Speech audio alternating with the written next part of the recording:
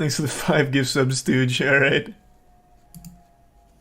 Year means new goals, and maybe one of your goals this year Thanks is for to resub, burn Devil. as much money as possible. Galloway. And I have a great solution for you. It's called esports.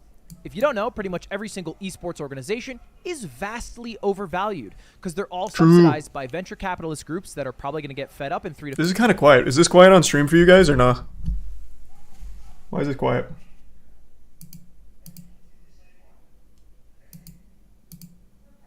Yeah, let me try that. 5 years when none of them are profitable, or Is that better? crypto exchanges. And we know what's happening with crypto exchanges. Let's just take a look at the Forbes top 10 most valuable esports companies. At the top, you can see TSM, 100 Thieves, Liquid, and FaZe Clan. Well, let's just take a look at TSM. How are they doing? Oh, they had a deal with FTX jeepers. that got suspended. Zoinks. 210 million. Okay, that's all right. Well, how about 100 Thieves? They laid off a bunch of people. Okay, well, you got to reduce overheads sometimes. Okay, what about Liquid? Oh, a deal with Coin. And you guys always doubted me. I have told you since starting Moist Esports and getting into the scene, every goddamn tier 1 org is dreadfully overvalued and they're all hemorrhaging money. Just because they have those big fat like financial end of year statements like this doesn't mean they're profitable. In fact, up until the FTX collapse, TSM and I think it was 100 Thieves were the only two turning any meaningful profit, and 100 Thieves was making profit entirely off of the companies they absorb, which is, they're doing merch. They recently bought like Respawn chairs, I think. And then they also have their keyboard company. They're making it on things that aren't esports centric. It's like accessories in the space. Esports as a whole has like a 15x multiple on their valuation, which is ridiculous, and none of them are making money. For 4 years. Surely that will last. And finally, FaZe Clan. Okay, publicly traded company, valued at 134 million. Wait, 400 million, 100. Okay, that dropped. Lachlan. Oh, is that the real Lachlan? That dropped really fast. Okay, Is it Prime? well, that's Tiana? Look, not me just trying to make fun of esports orgs, because I like esports and I like anyone who takes an attempt at making it work. It just doesn't seem like the economics of it match the ambitions of a lot of the people inside of the sphere. What does work, however? Content teams, influencers, signing content creators, which a lot of esports orgs do, AV. and that seems to be the profitable part of their business, and it's also what some content teams do. I mean, take offline TV, for example. You put all these people in a room, they print out multiple million view videos that they can sell giant sponsors on. I mean, pretty much every one of their videos has a sponsor, and they're getting buku bucks for that with pretty low overhead because they each have their own individual careers. Now, imagine you could combine the content team of OTV. No, Moist Esports is very, very, very, very far from profitable. It's not even close. Lettuce said nothing that's wrong right now about esports. It is not a profitable scene. None of the orgs can actually figure out a way to make money from esports directly. It's all through like the accessory stuff. Like again, 100 Thieves and their merch, their chairs, their keyboards, shit like that. None of them are properly monetizing the space, but everything is so overvalued that everyone for some reason has this desire to get in. So it attracts a lot of venture capital. Hold on, let me see if Tetra's alright. I could hear a coughin. Give me 2 seconds.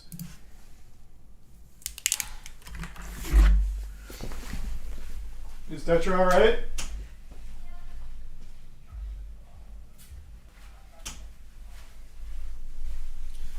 Alright, I'm back.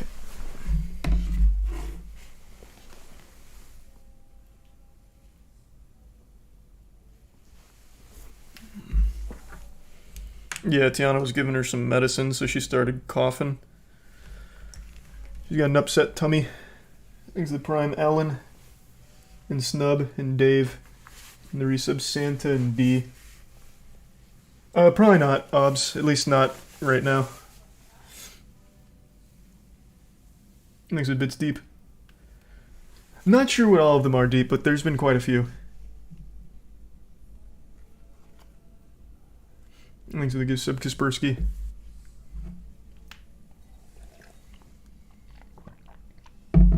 Will there be a moist meter on the Last of Us show when it comes out? Yeah, of course.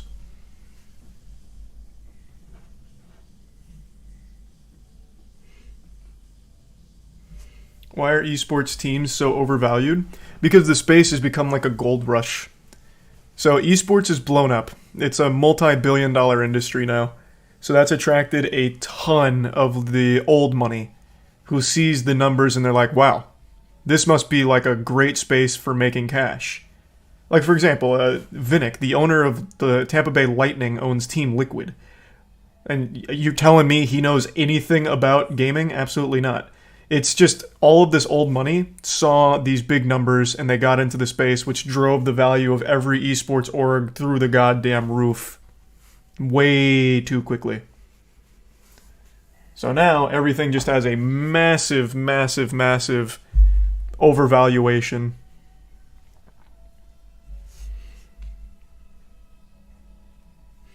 Is the resub JB in the Prime sacrifice?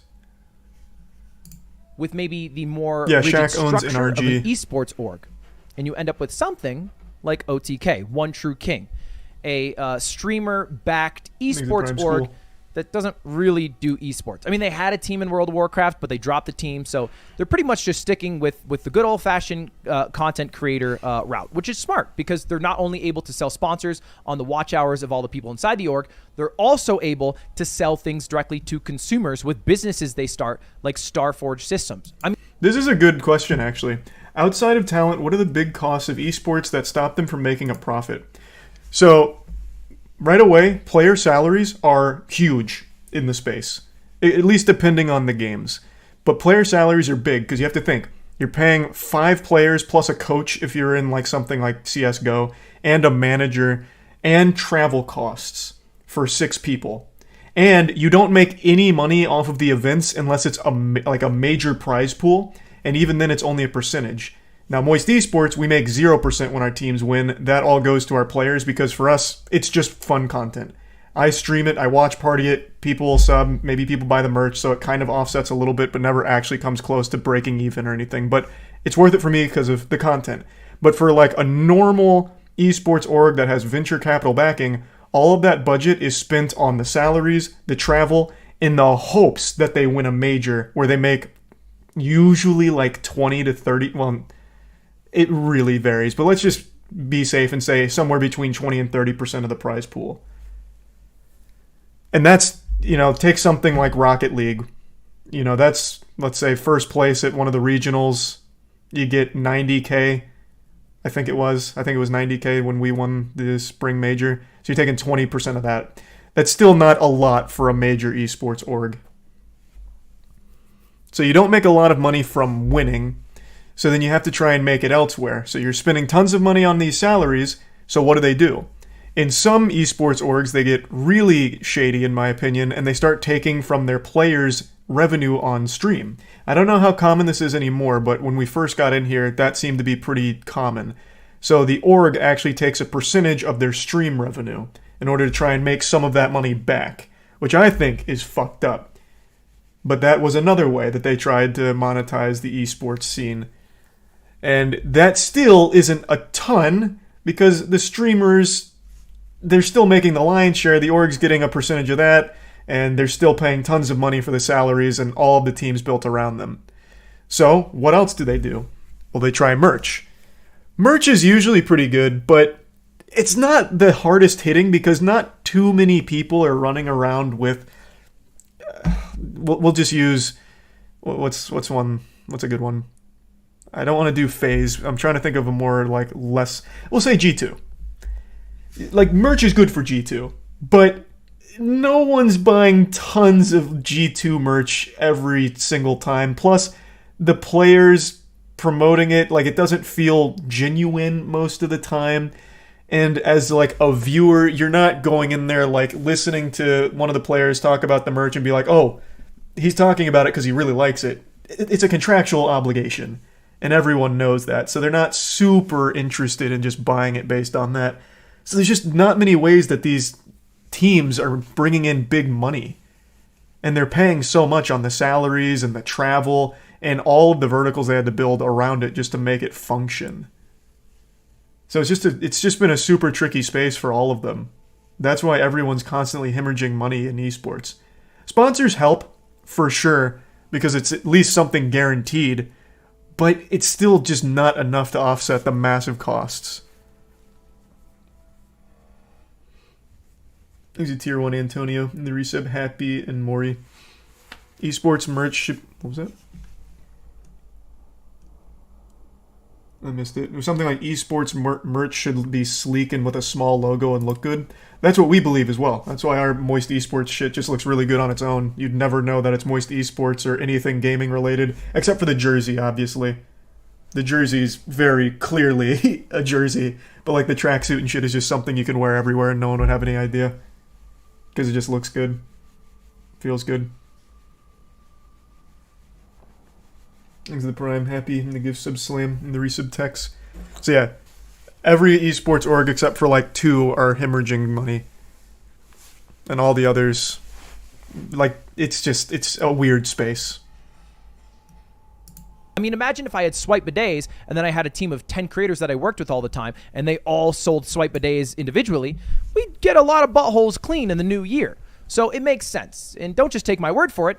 Let's look at the most popular Twitch teams by hours watched. Obviously, G Fuel at the top, 671 creators.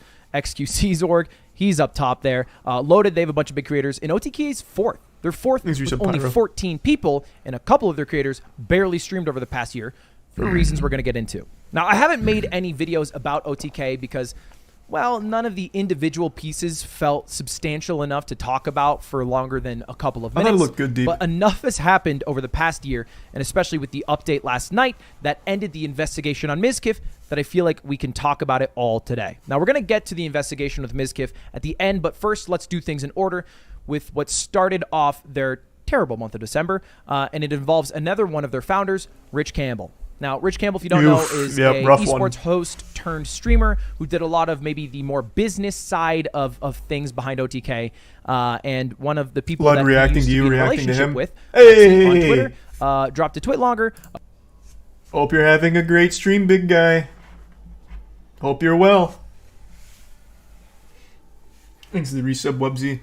I was just getting into the weeds of what it's like to be in the esports space. I was giving everyone a little conference meeting on what it's like to do nothing but lose money in esports, but have a lot of fun doing it. Thanks to the resub, Purple Fox. How long has Moist been around? A year and 4 months now. Thanks to the resub, Lee Tui. And the Prime, Rigby. Is there going to be Godslap merch anytime soon? There is. If you'd like a brand new Machinima laptop bag, I'd give you my old one.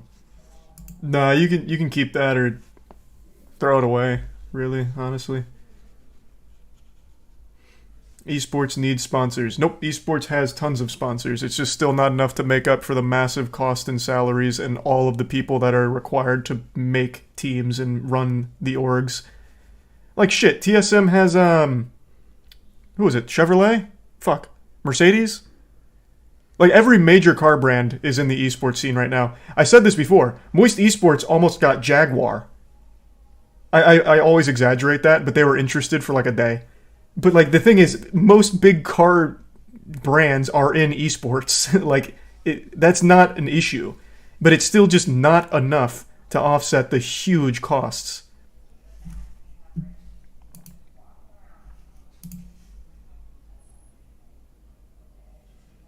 It's the Prime, Junie, Ali in the resub, Salaya, Liam, Banjo, Cyclone, and Tier 1 Bottle. You have to think about... I see people keep comparing it to sports. Like, how does sports make money? Well, there's an obvious difference between sports and esports. When you own a sports team, how do you think you're making the most amount of money? Ticket sales. To go watch your team play. The beauty of esports is you don't have to go anywhere to watch them. You go on Twitch, you go on YouTube, and you watch them for free. Like, you're not selling tickets. It's a totally different landscape. TV contracts as well. Yeah, it's so different. And I guess merch, because sports has been around for so long, it's like cool to wear sports merch.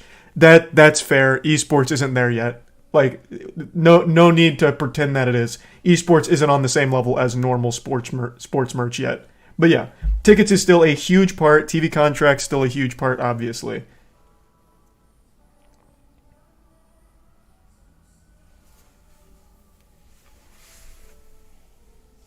Thanks to the resub Rager and Arctic. And yeah, I know about Elemental.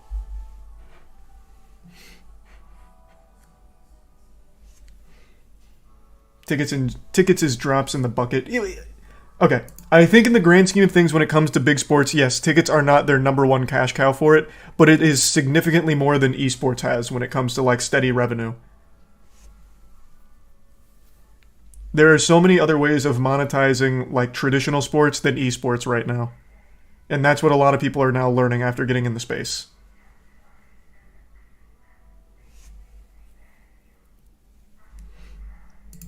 About a terrible experience she had with Rich. And I really recommend you read this on your own because I think it states how she feels about it more clearly and everything that happened more clearly. But I'm going to read you 2 excerpts. I'm not here to sleep with you, and I do not want that. That is Lexi to Rich Campbell when they were hanging out at Rich's place. And then Rich replied, by jerking off in front of her while continuing to talk about her getting pregnant and then begging her to have sex with him. After she said no, he continually attempted to take her clothes off. She kept saying no, and at the very end, he rolled her over and put himself inside of her and finished unprotected. That was hard to read, but it is a clear picture of sexual assault, rape, just outright. Now, Rich hasn't replied to this yet, but there were a lot of text messages that backed up them being together at that exact moment, him asking her to come over, etc., and it ended off with a text from him to her right after it ended with the same timeline saying, "You okay?" So I believe the account.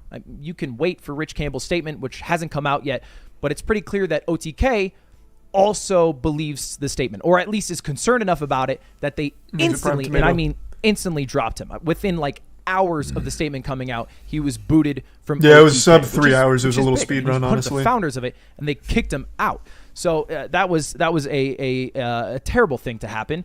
But the next week, the troubles didn't end for OTK as a whole because they lost a huge part of their organization.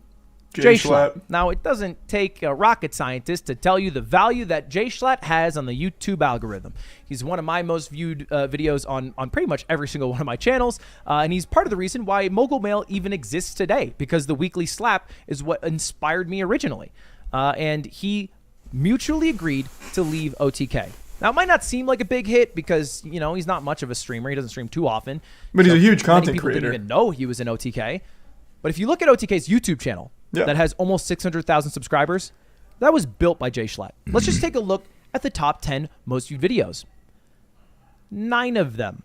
Well, you can even just look at the newest videos. Every single one of them has Jay Schlatt. 13 of the top 15. He is OTK YouTube, and I think that's a big thing to lose. And then the week after that, which was actually just last night, we finally got the end to the investigation on Mizkif over the alleged sexual assault cover-up involving his best friend at the time, Crazy Slick. And now, if you don't know, this was basically a third-party law firm that OTK hired to investigate Mizkif, to which a lot of people, I think, understandably were upset about. They're like, okay, well, aren't you just investigating yourself? But who is supposed to do the investigation? If there were no charges filed by the police and they aren't doing an investigation, it's not like someone's going to magically get up and do it. You kind of have to hire someone to try to absolve yourself. But even if we just ignore the entirety of the investigation, I think it's pretty safe to say that a lot of the allegations made in the original tweet by Trainwreck were outright false. I covered this in a video I made yesterday called I Lied, but if we just go over it one more time again, there was no blackmail. Cody in the Prime Not an iota of blackmail was seen. When Train said, "Are you going to send Maya and Mitch to kind of backpedal real quick though, I don't think anyone was like initially talking about OTK investigating themselves, because they did immediately make it clear they were sending it off to the Jackson Walker LLP, or a third-party investigation firm. I think the reason why people are saying that now is because they didn't publicize the results. Of course, I haven't finished the video yet. I wonder if Ludwig has the same take on it that I do, but I think it's a huge disservice to take something so public and then privatize the information that was found. It makes it very hard to take their word for it and trust everything was done fairly, over the board, everything treated equally, and reaching this conclusion. I just think this needed to be public.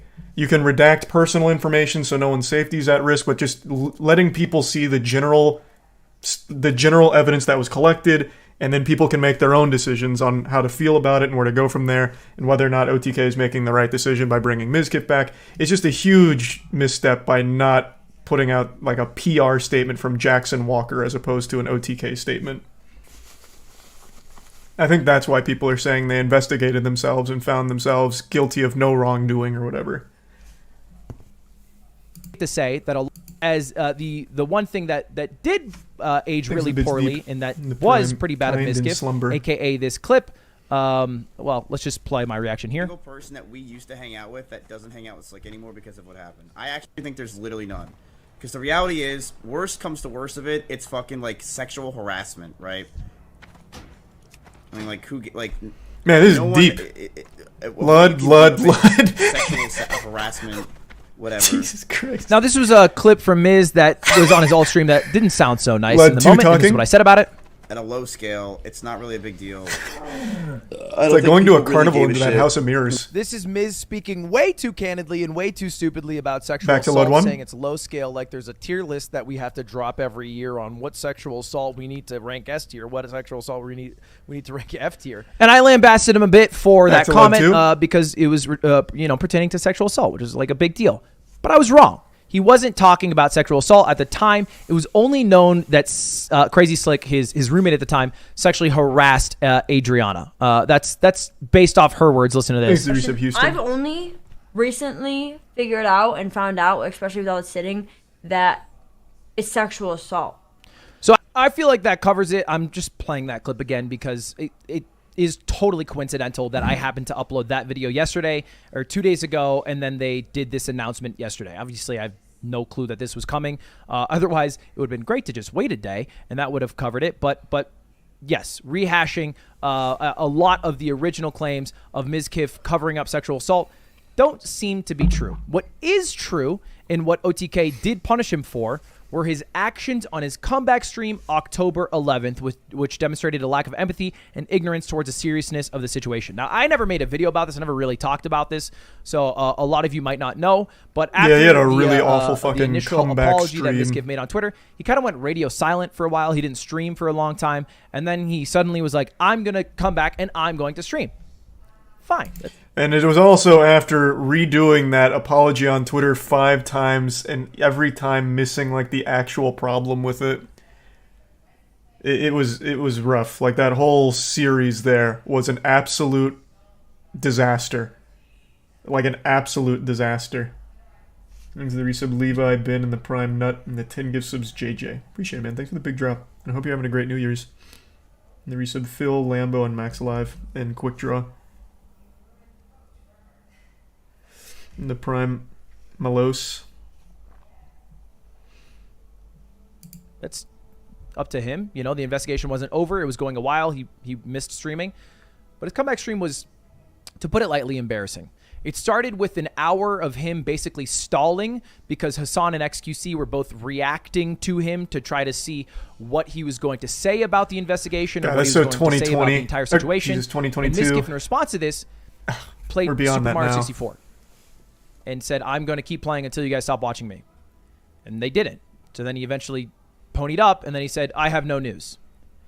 Which by itself would just be like, you know, kind of embarrassing. But then he also had this moment, which was really just dumb. No matter what, dude. One of my things... Now, this is a tattoo artist who talks about how good he is at cover-ups, specifically with bad tattoos. I am a master at cover-ups and reconstruction. Me too, for 4 years. Excuse me? I think this will not look good like this. Like, let's... That's good tough. one. He also pulled up this video of sexual harassment is illegal. It was just kind of tone deaf. I don't think he had a plan going into the stream. And although it doesn't seem like anything involving a sexual assault cover-up was true, it is true that he made an inappropriate joke about sexual harassment and that he had some unsavory clips and like random calls. Thanks again, Jfish. Appreciate it, man. Generally, I just don't think handled it as well as he could have or should have. And I think it's pretty clear that my boy Stans had the better path of what you should do in that position. And you just go, hey, chat, I've been gone for 3 weeks thinking about everything that's happened. There's an investigation going on, so I can't say anything about it. I hope to give you guys the truth, but in the meantime, I am out of OTK on whatever. I'm going to be streaming like normal so I can make money to pay my rent for the next after this. But today I'm going to leave. I hope I can share more information with you soon. And then you turn off stream. That's it. Literally, that's it. That's Super ridiculous, Stans Stans. That doesn't make any sense. You can't get any farming done in that way. Preposterous. Preposterous. Stans once again showcasing that not only was he not God's gift to boxing, he's not God's gift to PR. Ridiculous. Stans. Laughable. Guy. He's someone who I go to for a lot of the things that I need to do. In response, again, to Miz acting inappropriately during this stream and in the wake of all the drama, OTK has decided if you're to here, Stans, fucking love you, remove man. his board duties effective immediately and place him on monitored probation, which is basically just them saying, hey, we're going to punish him because we acknowledge that it was bad, but we're not going to kick him off. And I think, honestly, if Mizkif wasn't such an important piece of OTK for the first year and a half of its creation, I mean, every big stream was on his channel. He was really carrying the org on the live stream front. He probably would have been kicked off. Straight up. 100%. He wasn't that valuable. They probably would have booted him for just how he handled it. Because if there's a clear goal with OTK here, and it is to remove the bad connotations for the bad things that have happened with some of the org's founders Prime from the tier 1 org's give Sam Antonio. like idea in public conscious, but basically trying to clean up their image, right? To put it simply. But I'm going to make a prediction right here, because although it's been a hell of a year and an even worse month, I think OTK has a bright future, and it's not because of Mizkif, it's not because the other streamers on it, but it's because the people running it. Now, I know Tips. I know he's a good dude, and he's someone who came in clutch for me when I was running my Smash event and my chess boxing event by helping out, by sponsoring with Starforge. He is a great guy. And I know he's got a good head on his shoulders. He's a smart guy, and I think he'll take the org good places. And he's joined by Zach Diaz, another guy who I know is a super good dude who worked at TikTok and Twitch. So barring any other drama and barring these two guys leaving the org, I think OTK will probably stick around, although they will always have a bit of a stained reputation with some, and that's just a battle that time will defeat. And that's about it. I think that covers pretty much everything. Let me know your thoughts, and thanks for watching. All right, subscribe. All right, see you later. Goodbye. That's pretty much it. That happened to the OTK. Don't start an esports org. And honestly, content teams, there's a risk in working with a lot of people because you have to count on those people to be good people. But you never know who's a good person. I could be a bad person. Don't trust anyone, except for people you love. All right. Okay. Overall, a great recap. Again, I still 100% think this was a mishandling of not publicizing the investigation results. You don't need to get into the specifics if it puts anyone's safety at jeopardy. This was a very public problem. You can't have the evidence that was collected be private, because now no one's ever going to believe it, including me. I have a very hard time believing it. I would like to see everything. I don't know what the truth of the situation was, which is why I'd like to see what's available so I can make my own informed decision on what likely happened and what went on, and who better to get that from than the fucking Jackson Walker LLP third-party investigation unit turbo survival training force. Like, I would like whatever they collected to reach this conclusion to look at myself, to reach my own conclusion. So hopefully, like, I don't think it's too late to release it. They absolutely can be like, hey, upon further reflection, we feel it's in the community's best interest, so you can see everything that we have about this situation, and everyone can make their own opinion and form their own conclusions on, where to go from here. Like, I don't think it's too late. They can absolutely still release it. And I think that would be extremely beneficial, not only for OTK, but legitimately everyone. So hopefully they'll do that at some point. Thanks to Tier 1 Buckeye. The resub Nomi, Filth, Oakley, Sleepy, Stubu, and the Prime Trippy. I think most people already have their minds made up, guilty or not, regardless of evidence. That's a pretty defeatist look. Right now, there is no evidence from this investigation. The most unbiased investigation, I imagine, since it's a third party, and they didn't provide any evidence to contribute to this, so of course everyone already still has their minds made up. But if they release this evidence, there's a chance it could change mind. If there's good evidence, good collection of data and everything, but they didn't provide it. So everyone's still in the exact same headspace with the exact same information that we had 2 months ago. To be honest, there was no evidence from the original accusation either. You can get into the weeds of the entire thing if you want. It's of course going to boil down to individuals. I'm talking about on a broad scale. This is an organization whose entire fucking purpose for existing is investigating. They collected evidence on this case, provide it to the public, since this was all public, and then everyone can once again make their own conclusions on it. It's not going to change everyone's mind. It might not change anyone's mind, but at least it's complete. Then you have everything. And then you can make your informed conclusions on it. The middle ground take? It's not a middle ground take. I think that's just a common sense take. I don't know why I just keep fucking repeating myself here. I feel like one of Taylor's streams right now talking about rockin' and rollin'. It is a public issue that had occurred. Why keep all of the evidence private? You can redact information that's sensitive and puts people at risk and release the general findings publicly and let everyone look at it. It's just, I think that's very, very easy. I have a hard time looking at this and just believing everything was great. He was innocent on everything that they investigated. However, if they provided the evidence and I could go through it, maybe I'd see it and be like, oh, it turns out he truly was innocent on everything. And this Discord call was misunderstood, or this stream moment was misunderstood. Possible? Like, the point is just having it so I can see and make my own decisions on it. If you're at the point where you're going to doubt findings from Jackson Walter, you're probably not going to believe the report. Again, it might not change everyone's mind, might not change anyone's mind. I just think it's important to have for the complete picture on everything. Of course, I think the history of Twitter has shown us people will disregard things that don't fit with what they want to believe. I think that's very obvious. So, of course, even if the evidence 100% confirms Miz was totally innocent, in fact, he wasn't even in Austin at the time, people would still ignore that.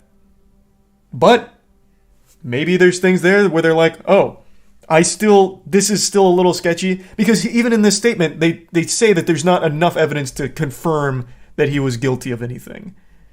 So maybe someone sees it and they were on the fence initially and they're like, this is still very sketchy to me.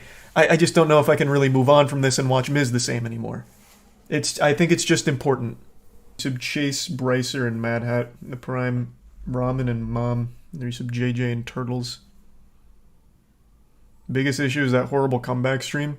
Well, the stream is objectively horrible. His comeback stream was very, very tasteless and very, very bad. Yeah. But I don't think that's the biggest issue.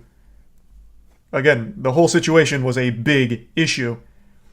And just, I think, for the millionth time, this team should have a statement out from their investigation about what they found and everything that was collected.